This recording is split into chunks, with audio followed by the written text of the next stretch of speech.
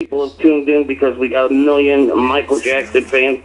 Why don't you tell our listeners how it all started? I heard some clips that you thought he was guilty in the beginning. You did your research and then found out that he was the victim. Can you explain?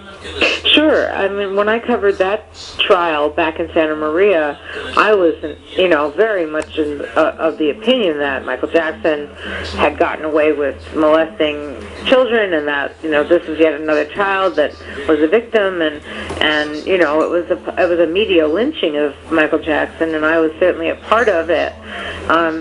When you have a viewpoint and you go in with a mindset, you tend to then look for things that support your viewpoint before anything else. It's an element of human nature, and so that happened during the trial and only got reported by media, the negative things about Michael Jackson. However, when I went back and looked at the evidence and I looked at what they really presented and why the jury came up with a not guilty, I discovered that, hey, you know what?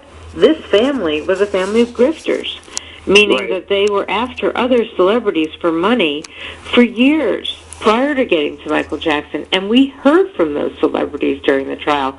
We heard from Jay Leno, who testified that he got a call from that family about a Make-A-Wish request, and he felt that it was something wrong, that the kid was too effusive, overly effusive was the word he used, and that he felt like the kid was being coached by some woman in the background, which would have been the mother.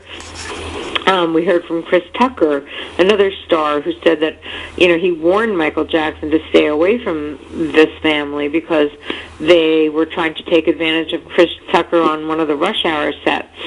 And again, over and over again, we heard from George Lopez, who said that this family were hounding him to do comedy events that would be benefits for this kid's blood transfusions. It turns out that all of the kid's medical needs were taken care of by insurance. They didn't need money for his health care. They were using money that all of these celebrities were getting for them.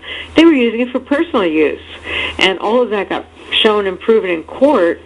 And ultimately, I realized that, bottom line, when I looked at the police tape of this kid being interviewed by the Santa Barbara sheriffs, right, you could see that they were coaching him. They were leading him, if you will, into answers about being supposedly touched by Michael Jackson. This kid was not offering up that information, and I understand that children don't want to talk about things like that, and there are people who have argued with me over the years that, well, children don't talk about molestation, so of course they'd have to coach him or ask him multiple times. But you see, the jury foreman told me, again, specifically, that they looked at that police tape themselves 4 or 5 times in the deliberation room, and he said, why do we look at that tape? And he said, because we wanted to look for his demeanor, the accuser's demeanor,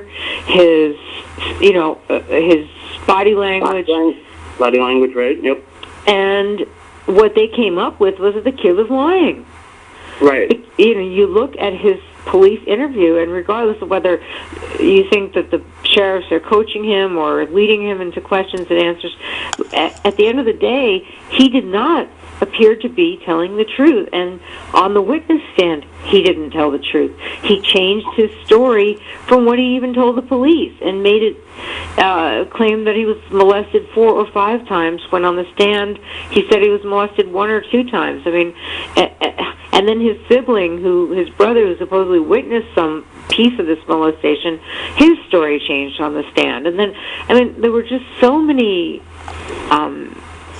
things pointing to a family that was looking to cash in on the settlement that was paid to Jordy Chandler many years prior, including the fact that that family went to Chandler's lawyer.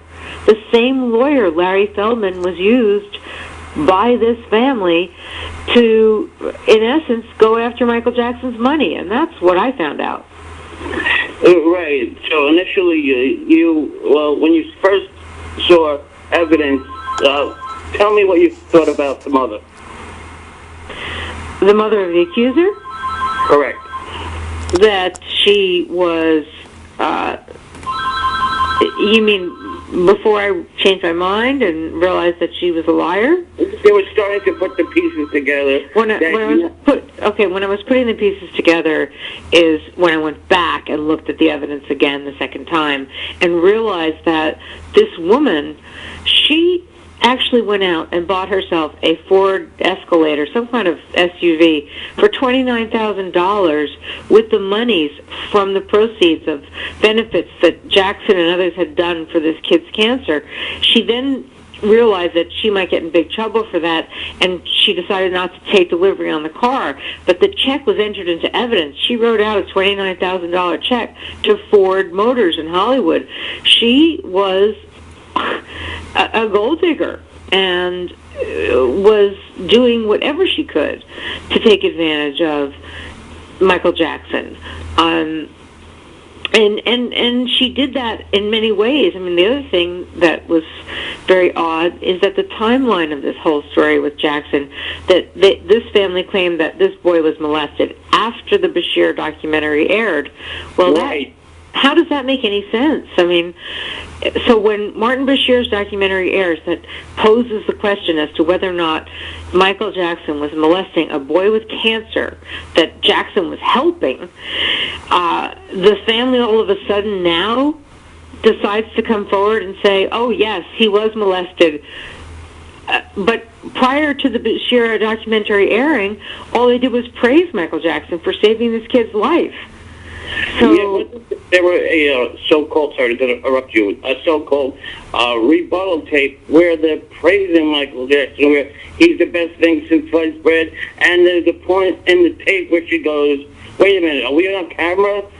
Something to the effect of, are we live? I'm sorry, stick your head up, Gavin. Something along those lines. Right, well, what she actually said was, let's hold hands, Gavin, the way Bashir told you to hold hands with Michael.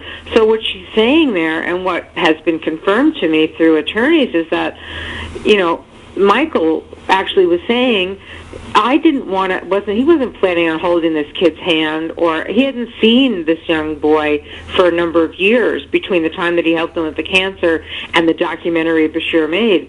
So Michael claimed that it was Bashir's idea to have them hold hands and act all lovey-dovey, and you see the family's rebuttal tape in which that's being confirmed, where Janet Arvizo says, are we on tape? Oh, let's hold hands the way Bashir told you to hold hands. And so there's a confirmation of what exactly Michael had said. And actually, I posted that video. I have pieces of that video, which I have posted on a YouTube site. If anyone wants to go see them, I have posted